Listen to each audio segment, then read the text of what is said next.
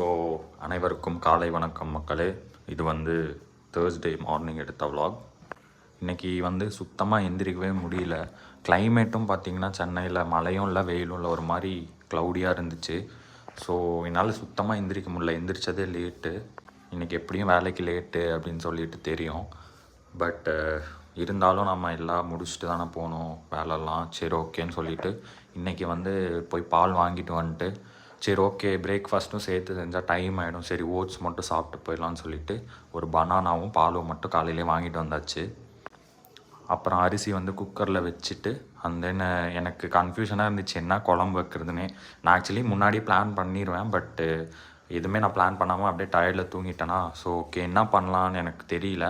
சரி ஓகே பருப்பு போட்டு பருப்பு குழம்பு வச்சிடலான்னு அது டக்குன்னு பண்ணிவிட்டு அண்ட் தென் அன்னைக்கு வாங்கிட்டு வந்த அந்த கருணக்கிழங்கு இருந்துச்சு.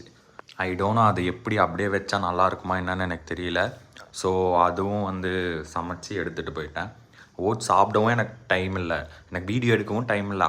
அவசரமாக நான் வந்து ஆக்சுவலி ஓட்ஸும் பேக் பண்ணி எடுத்துகிட்டு போயிட்டேன் ஆஃபீஸ். அங்கே போய் தான்